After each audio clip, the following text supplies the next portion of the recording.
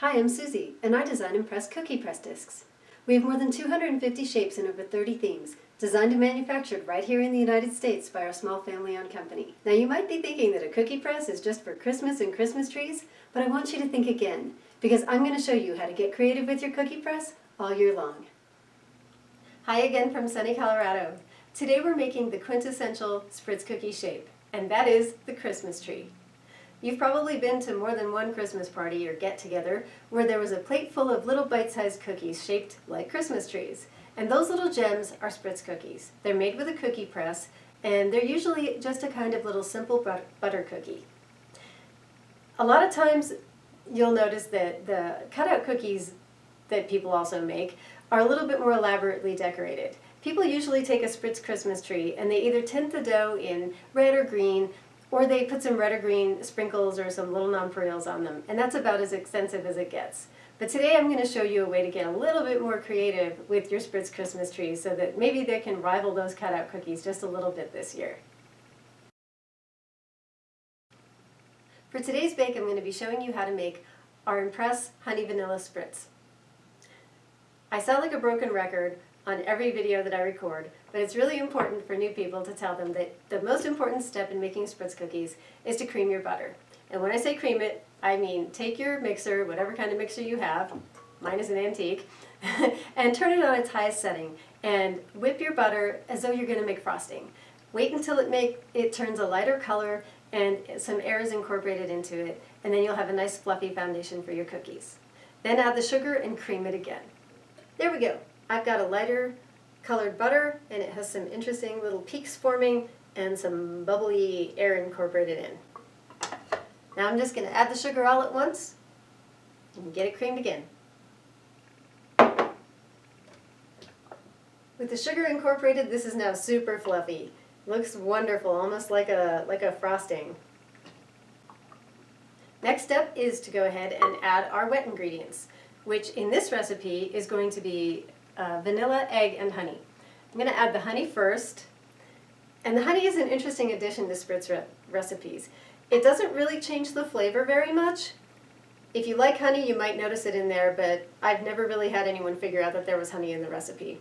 But I did notice that the honey recipe keeps the cookies from breaking as much, because sometimes people like to ship these around the country for Christmas, and once in a while you get some breakage. And this is one of the sturdiest Spritz recipes that I've ever used, so for that reason I kind of like it. It also just has a nice richness and depth to the sweetness of them that is added by the honey. So in goes the honey and the vanilla, and then once I get these incorporated, I'll go ahead and add the egg. With the egg added, I gave it one final whip, and now I have a really fluffy base for my cookies. Looks almost good enough to eat right now. Our last step is simply to add the flour mixture, which is flour and baking soda and salt. Add it a little bit at a time, and you don't want to cream it again. You don't want to whip it or beat it. You just want to incorporate it until everything is evenly mixed in. With all of the ingredients blended in, I'm going to take another look at my dough. I had stopped a minute ago, but I discovered my dough was a little bit on the mushy and sticky and soft side. So I added just a tablespoon of flour. I want you to know that there's always a troubleshooting technique around to help you out with a Spritz dough. It really needs to have just kind of a perfect consistency. You don't want it to be really gooey and mushy, because then your cookies will spread out and lose their shape, and you don't want it to be too stiff, because then it's not going to press very easily, and you're going to have broken shapes or shapes that come out kind of funky, or just it's going to be a much more difficult experience to press them. A really good Spritz dough is not hard to press at all, and your shapes should come out just fine, and they should hold their shape really well. So that's why I added a little bit of flour, because my dough just seemed a little bit soft. And I think that's because my butter was a little warm to begin with. I'd let it sit out a little bit too long as I was preparing for this video. So what I've got here, let me show you in the close-up camera, is a dough that feels like a real soft Play-Doh. You can see how malleable it is. It's really super soft, but it's going to break. You should be able to break it into pieces in your hands, and that means that it'll stick to the pan, but when you pull up on the press, it's going to break those shapes off nice and precisely. So it looks like I've got a good dough started here. Our next step is to add some green food coloring to this, because we're making trees and we want them to look like trees. Because I'm coloring the dough in only one color, instead of doing it by hand like I would if I had multiple colors in separate bowls, I'm just going to add this gel food coloring into the mixer and do it this way because it's going to save me some time. Always use a gel food coloring if you're going to color spritz dough, because if you add a liquid, that little amount of liquid, even just in the food coloring, is actually going to change the consistency of your dough, and you might end up with something mushier, and then you'll add more flour. So it's always a great idea to just use a gel. And I don't mean gel icing, I mean gel food coloring, and a couple of companies make it. So I'm going to take just one big kind of glob of green here, right out of the little jar, and I'm just going to drip it and poke it into the dough here. Kind of wipe it onto the beater to get it to stay. And I'm going to set my toothpicks. Mr. Bear can hold them here, because boy, this stuff gets really, really messy. I don't want to start out with too much coloring, because you can always add more, but you can't take any out. So I'm going to put in two, kind of double toothpick sized globs here to start, and we'll see how that turns out. I've got a nice Christmas tree green now. Let's pull the dough on out and see what it feels like. It should feel like a nice, soft, breakable Play-Doh, and that's what I've got here. So these should make really nice Christmas trees. I'm going to go ahead and get kind of cleaned up here, get out the press and the baking pans, and we'll get started. With the dough all made, it's time to get to pressing. My favorite way to put the dough in the cookie press barrel is to use a spoon. And I then pack the dough in with the back of the spoon. Let me come over to the close-up camera and show you what I mean. See, you're going to plop some blobs of dough in here, and then just smush it down with the back of the spoon. And doing that is going to eliminate air bubbles and pockets of air in the dough, and those pockets of air create spaces, and those spaces will make your shapes come out uneven. And of course we don't want that, because that's what's so special about Spritz cookies, is all these wonderful shapes. Whoops. My barrel is packed, and I got out as many big air bubbles as I could, and now I'm just going to choose my disc. We actually have 3 different Christmas tree shaped discs in our collection. One is called the Christmas tree, and it's in the Christmas set. There's a second one that's in the mountain cabin set that's called the rustic tree, and it looks more like the disc from an old Miro press. It has little ridges on the bottom that make it have a little more rustic, piney look. And then in the gingerbread set, there's the skinny winter tree, and they all come out looking a little bit differently. So I'm going to press them all today, and we'll have a nice little forest of things to decorate. So first I'm going to start out with my Christmas tree. Get my dough out of the way here, and just plop the disc in the bottom ring and screw it on. You always want to click, twist, whatever kind of press you have, at least once into the air to get your dough to begin extruding. Now I say every time that the first few cookies very often end up back in the bowl, because you're trying to get the pressure set in here. This is like a caulking gun, and you need to have a good pressure set to have your shapes come out right. These came out perfectly right out of the gate. So there we go. We're on our way. Whoops, I'm off the edge of the table here. With our first thing of Christmas trees. You don't want them to be too big. You want them to have a nice compact shape. That one didn't quite come out, so I could feel there was an air bubble in there. It kind of caused the press to click a little funny. So what I'm going to do is wipe this one away, and then I'm going to reset the pressure by clicking one into the air. Pardon the little interruption there. My teenage son, on instinct, popped the garage door when he came home from school. So, with that interruption over with, we're going to get back to pressing our Christmas trees. Kids, you gotta love them. So, I went ahead and wiped away a cookie to reset the pressure in my barrel. And now let's see if we can get back to a nice one click per cookie rhythm. That one didn't want to stick. I think I stood here too long. There we go. That's back to good though. You don't want them to come out too big because they're going to start to lose their definition, so try and keep them a nice compact shape. One trick that I've come up with this year that I've never tried before was actually suggested to me by a friend. And that is to take some of these and flatten them out as if they were a cutout cookie. And that way you have a nice flat surface to work on. It's kind of having another kind of canvas to work with as an artist, as a cookie artist for your Christmas trees. So what I'm going to do is something I do in a lot of these recipes, is take a slightly damp finger and just press down and just flatten out the ridges that are normally such a quintessential, to use that word again, part of Spritz cookies, and just flatten these out so they have a nice flat surface. I'm doing it on some of my bigger ones because that just makes the most sense. If you're going to try and mimic the surface and the experience of decorating on a cutout cookie, why not use the nice big ones?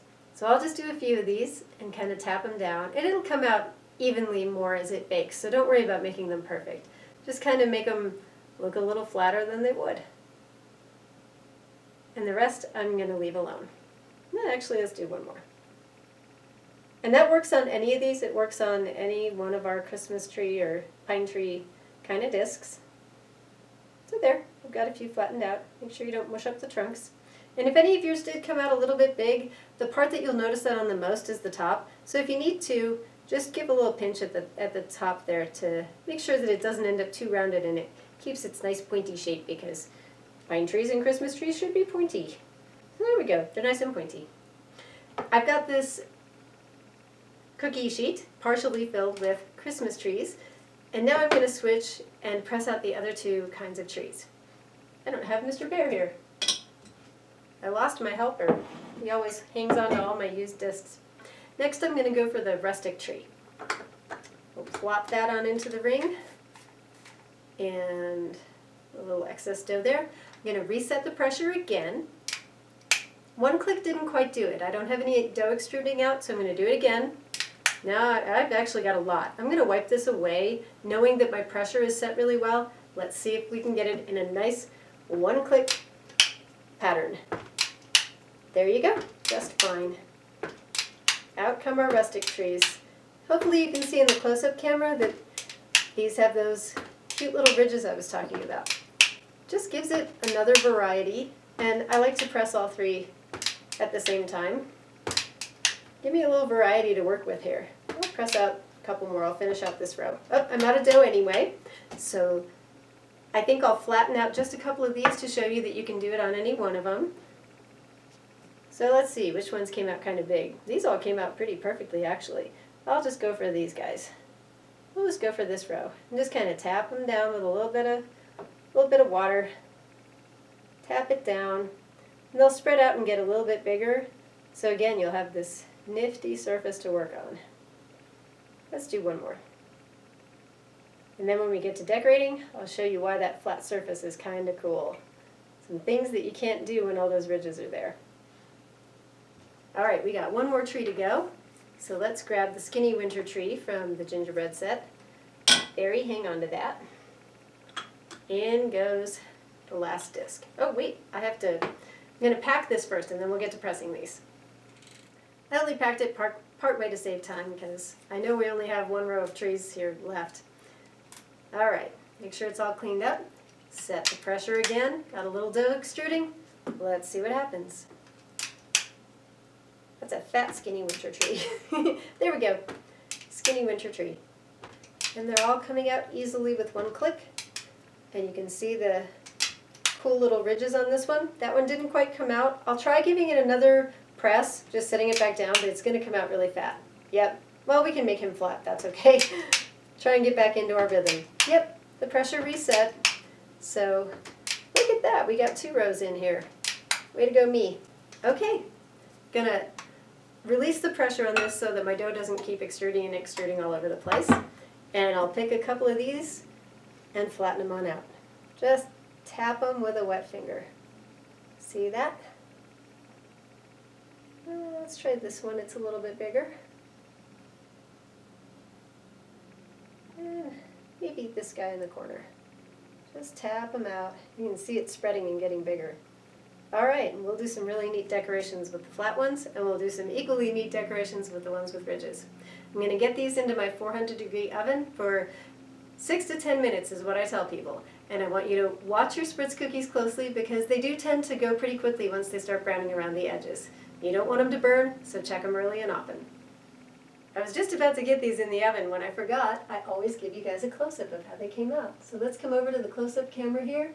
You can take a look at our skinny winter trees on the bottom, the rustic trees in the middle, and there are our Christmas trees up on the top. Alrighty, let's get these guys in the oven now. My first bunch of cookies is out of the oven, and I've got them on their cooling rack. Never let Spritz cookies sit too long on the pan, or they might break when you try to take them off, but also don't try to take them off too early because they'll also break. So give them about 3 or 4 minutes on the pan, and then you can take them off safely. I pulled out a couple of rows of each of my types of pine trees, the flattened out versions and the versions that still have the ridges on them. What I'm going to do in this video is just show you a couple of basic decorating techniques to make some interesting patterns here. And once you see the basic way of doing it, then I can go ahead and just finish decorating them and photograph them up, and you can look through the photos and see different ideas and get some inspiration from that.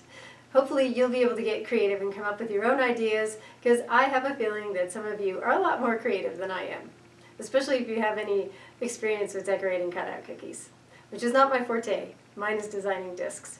But for today, I'm going to go for decorating these Christmas trees. One of the most interesting things about cookies that have kind of a low relief, like a low relief sculpture like this, that have a 3D-ness or ridges to them, is that you can use those ridges to your advantage when you're decorating. Not only do they just look pretty on their own, but you can kind of utilize them.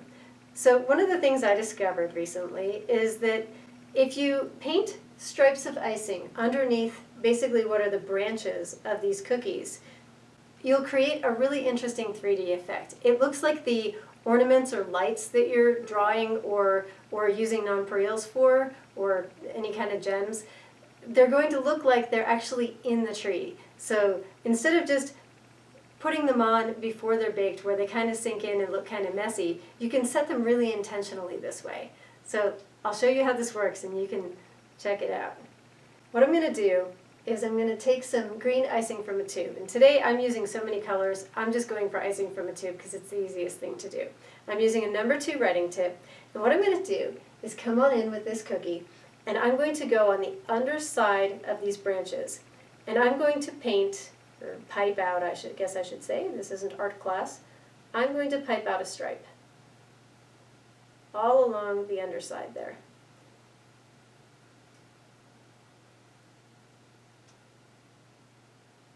See?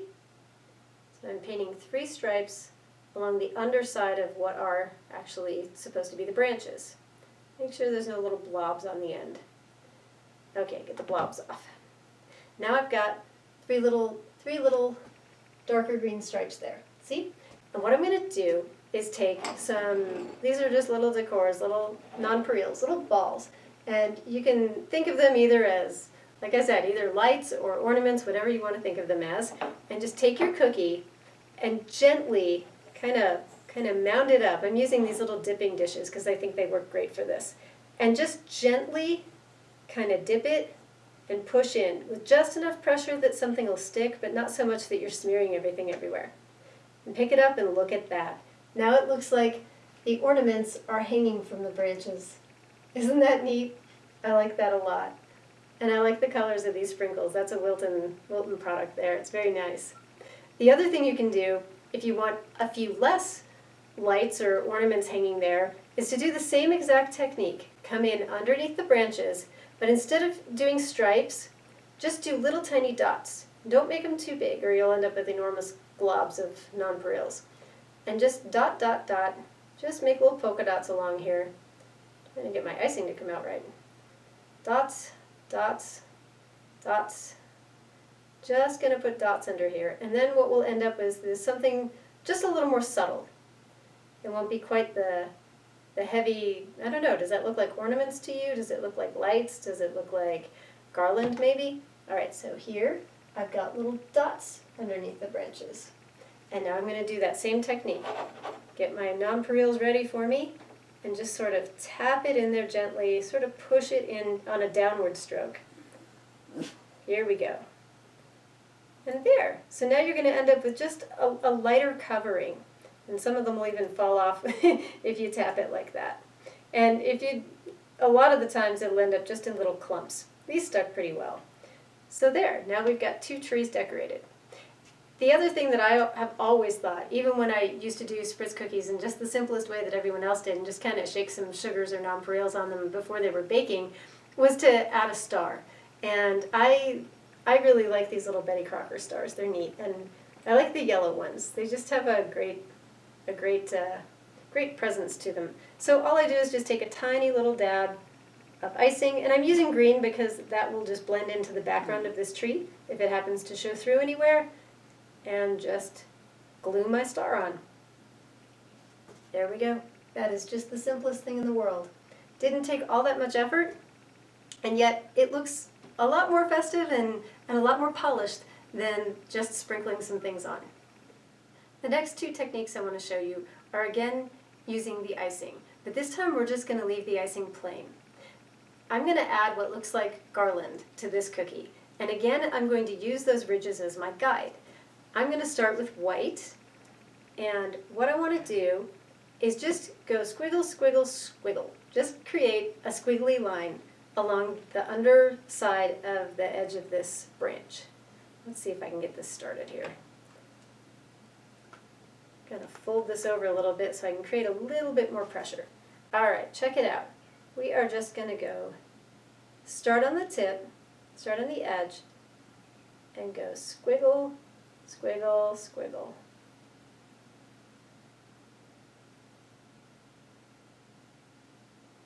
Then I'm going to do the same white down on the bottom branch.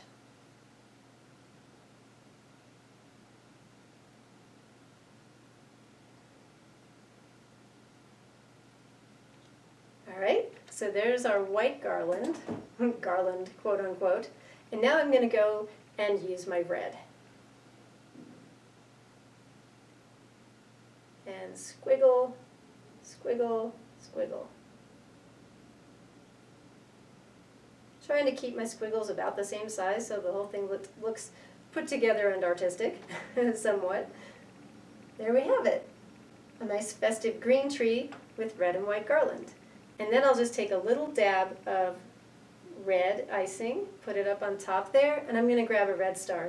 These are Wilton stars. I don't know if these are new this year, but I think they're really cool. Don't put them in the oven. I discovered accidentally they will melt. But they're tasty and they're really cute. They're kind of shiny. And I'm just going to glue one of these right on top of my tree here. Now I have a festive red and white tree. The next icing technique is just going to be adding, again, what you can think of as ornaments or lights in just little dots, little balls that we're going to add to this. This time I'm going to be using the rustic tree, but it'll look pretty much the same on any version of this tree or whatever tree you may have that you got with your cookie press. So I'm going to start with any old color. Let's start with pink. And I'm just going to start going around and adding a couple of dots. Just squeezing out a dot and kind of get them on that underside again. You don't want them too big, and I'm going to do 2 of each color and kind of space them randomly. You want to use, just like we did to flatten out the trees, you want to just dab your finger in a little bit of water, and if you have any high points, little pointies that stick up from any dots that you make, you want to just tap those down really gently, and then you'll have a nice round surface, and that'll look a lot better. So I'm going to go ahead and finish out a bunch of colors here, and then I'll tap them all down. So now I'm going to try orange. Just going to add a little ball over here, and maybe one over there. I like the yellow the most. I think it adds a lot of brightness, so I'm going to add a few more of those, because I just like the way they look a lot. There we go.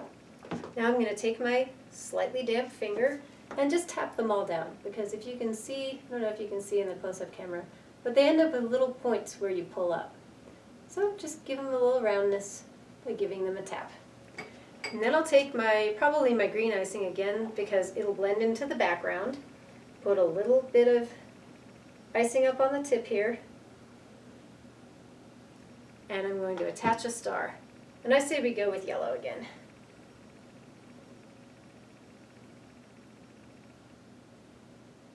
On it goes.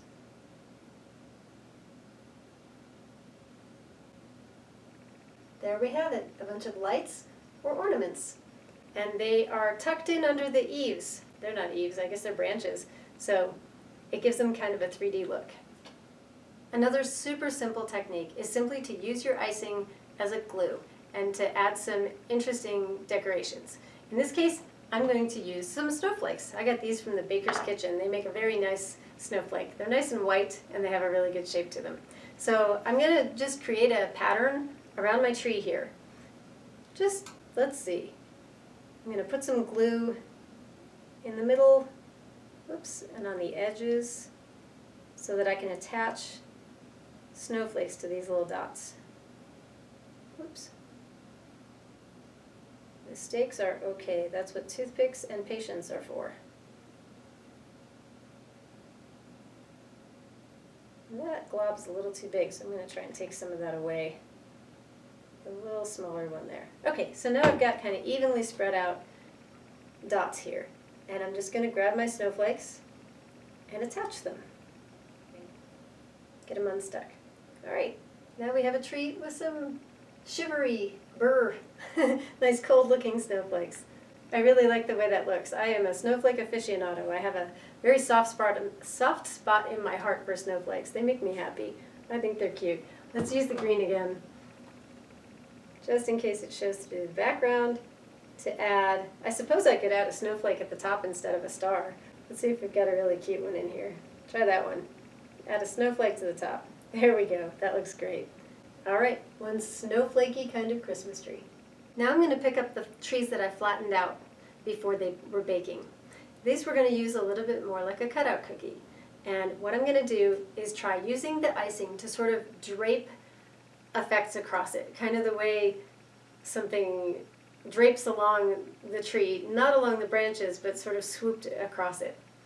So I'm going to start with the green, because this time I'm going to dip it again in nonpareils. But if I tried to do this pattern on the ridges, like I said, the icing would fall through, so you wouldn't be able to create this particular pattern. You'd have to follow it along the ridges. So check it out, and let's see if I can make this work pretty well.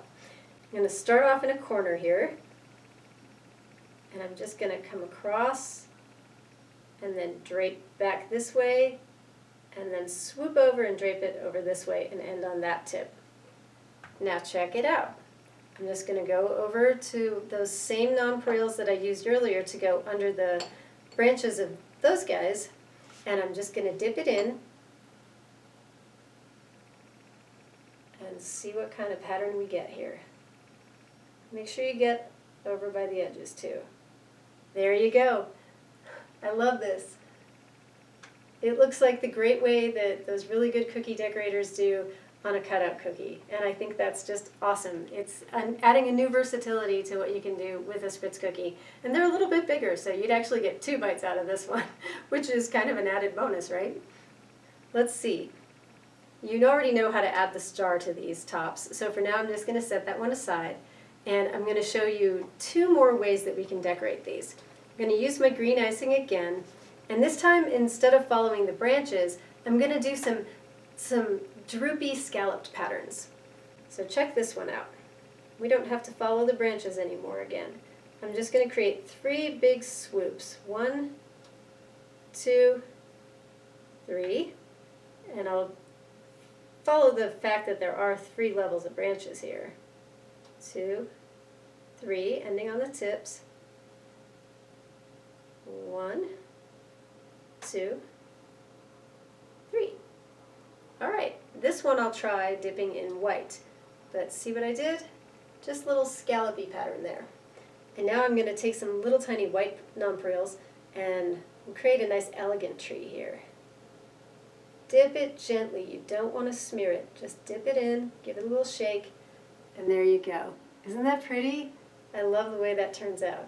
You could not do that with the ridges, but you can do it with this kind. And again, I'd add a snowflake on top of that, or a star, or whatever you think is going to look cool. You could even use the icing with with a star tip to squeeze out a star too if you didn't have any decorations around. One other cool technique that we can use, combining the icing and the decorations and using the icing as glue, is to again use one of our flattened out cookies, and this is going to take a little courage to use tweezers to pick up little pearls. So check this out. We're going to do that same kind of swooping pattern. I'm going to start over here, get my icing going, and I'm going to swoop across and back and down. And this time, I'm not going to dunk it because they'd kind of end up all over the place. I am actually going to use my tweezers here to pick these little pearls up one at a time and decorate like one of those really talented cookie artists would do.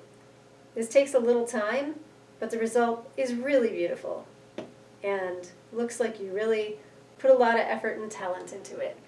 So I'm going to go ahead and finish this one out, and you'll get to see in the pictures just how pretty these pearls draped onto here are going to look.